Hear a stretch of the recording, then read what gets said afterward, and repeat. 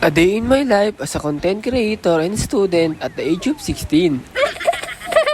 Joke lang yun, 24 na ako. Ngayon nga pala ay first day of school namin. Siyempre, babangon ako ng maaga, alas 7. Sobrang aga na ito, pero wala akong magagawa kundi gumising ng maaga para makapasok din ng maaga. Kitang-kita nyo naman, tamad na tamad ako sa buhay kasi nga sirang-sira yung body clock ko. As in, sirang-sira talaga. Na ba?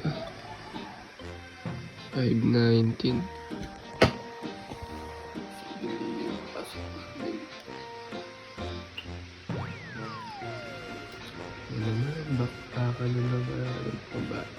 Did you see that?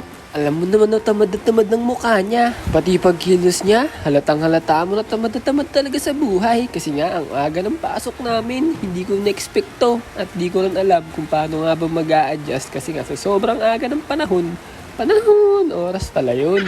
Fast forward na nga pala tayo. Dito ay nag-aahit na ako para medyo pogi tayo sa side na yan. Aray ko! Pogi pa, mga naman tuta. Ay, papasok na ang bata.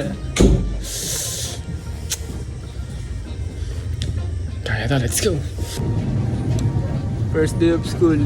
Para kaming tanga. Bait-baitan eh. Alimaw ng mga opya. Ano pre? Low kip eh. Alimaw ng mga opya. First day of school. Nandito kami sa Freedom. Gagala. Kasi alas 12 pa ipasok. At syempre sa mga oras na to, naggala-gala muna kami para hindi kami mainip sa school. Kasi isipin niyo yun, alas 12 pa ipasok, nakapasok kami alas 9. Diba? Medyo early sa umaga. Kaya ang ginawa namin, naggala-gala muna kami para medyo hindi kami mainip. Hop, first day of school. Orientation muna. Uwi na kami. At sa mga oras na to, syempre, maaga kami makakauwi kasi nga tapos na yung orientation namin. Pero pumasok ng puyat. Alright, uwi na kami. Bye-bye sa aming bagong school. Uuwi na kami guys. Sheesh! Yun lang ang aming first day of school.